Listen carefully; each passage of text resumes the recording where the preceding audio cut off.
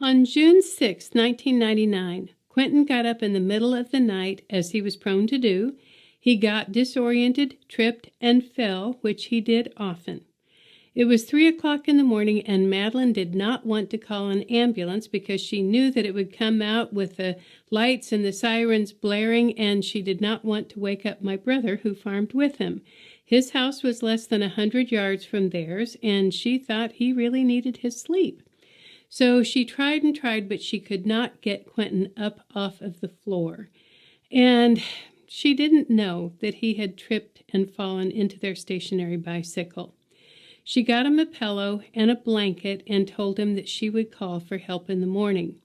Well, when she got him to the hospital the next morning, they discovered that he had broken 7 ribs and punctured a lung. So despite her commitment to keep him at home, she no longer had a choice. She had to put him into long-term care. And I was actually relieved and very, very grateful because I knew that Dad was finally going to get the care that he needed, and my mother was finally going to get some rest. This is the last letter that she wrote to me as a caregiver, and it's dated July 17th, 1999.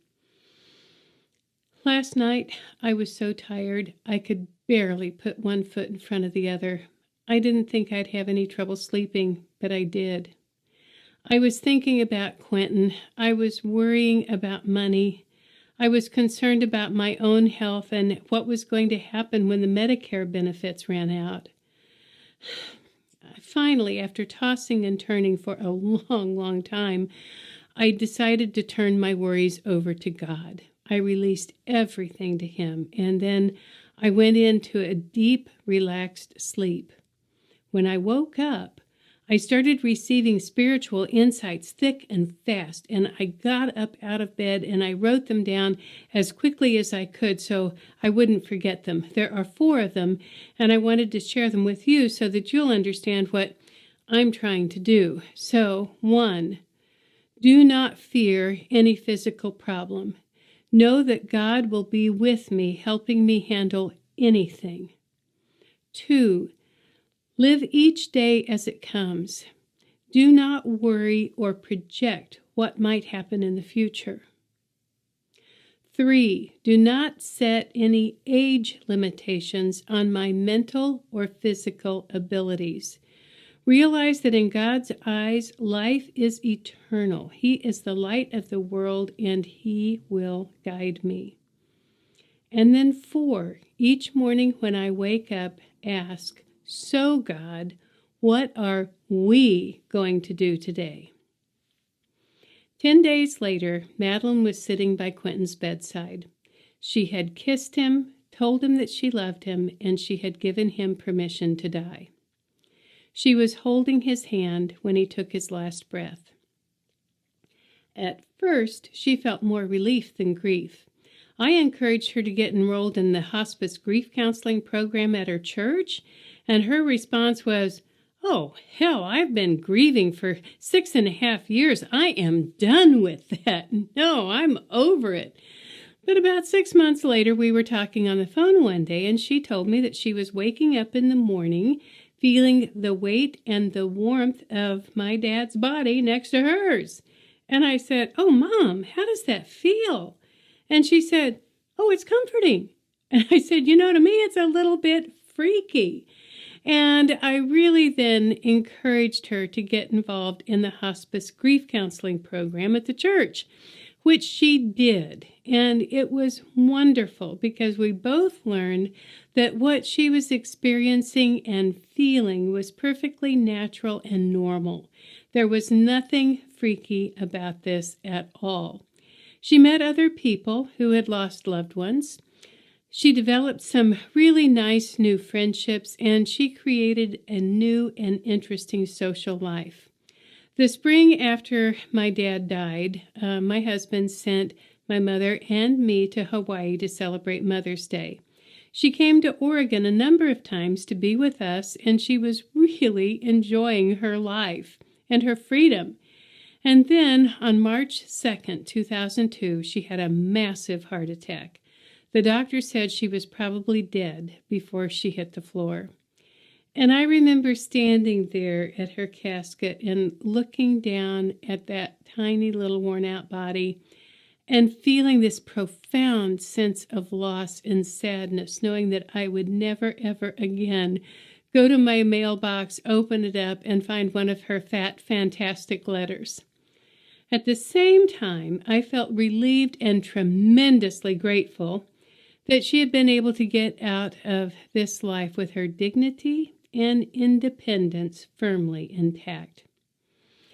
Now, if she were alive today, I know that she would be honored and humbled to know that you were interested in hearing her story and coming along on her journey.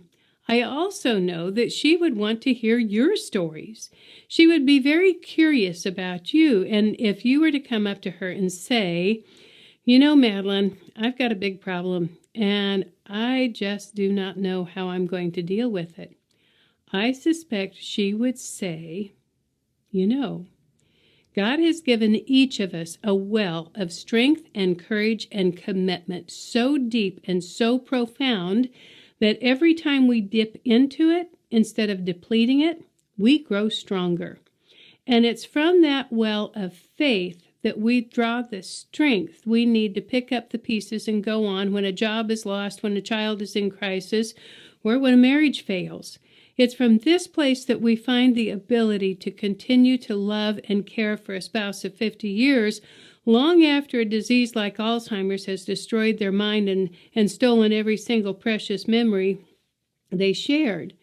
And it's from this place that we find the courage to put a child in the ground one day and then get up the next, and the next day, and the next, and keep putting one foot in front of the other. And it's because we know we have to go on and tend to the business of living. Life is hard, and sometimes it is viciously unfair. And none of us get out of this life unscathed. At one point or another, all of us are going to experience something that is unfair, unjust, and just plain wrong.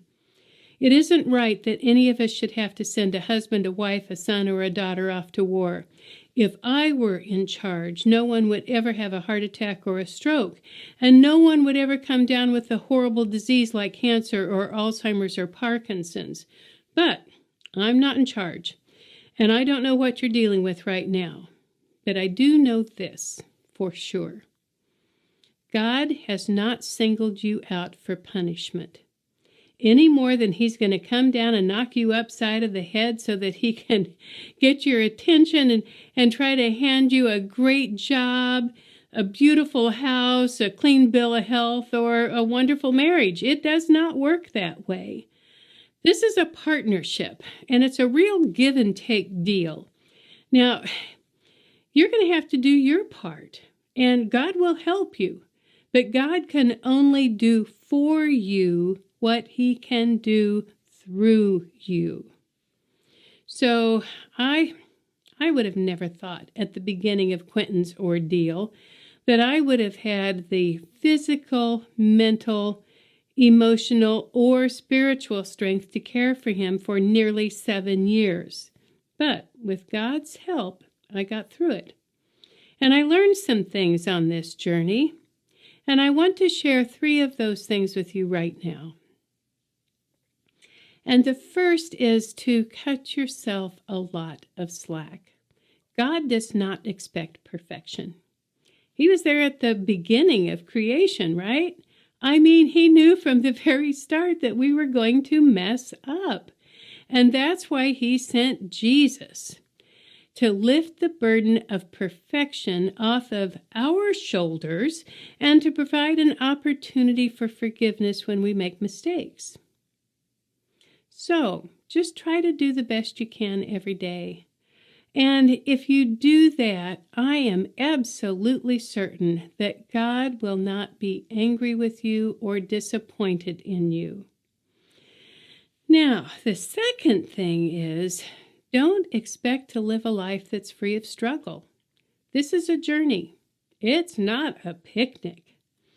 And it's often on the bumpy trails that are filled with unwanted, unpleasant, and unexpected trials where we find the greatest opportunity for mental, emotional, and spiritual growth.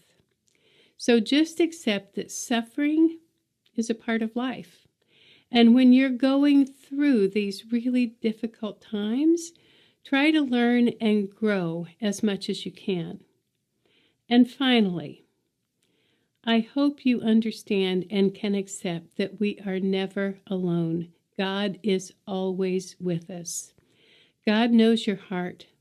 God celebrates your successes. He is there with you through the longest, darkest, and loneliest nights. And even if you turn away from God, even if you forget about Him, even if you give up on God, I know this for a fact, God will never, ever give up on you. Ever. My name is Elaine Sanchez. My website is CaregiverHelp.com. Thank you for joining me on my mother's spiritual journey through caregiving. I hope her words have touched your heart and will give you strength for your journey.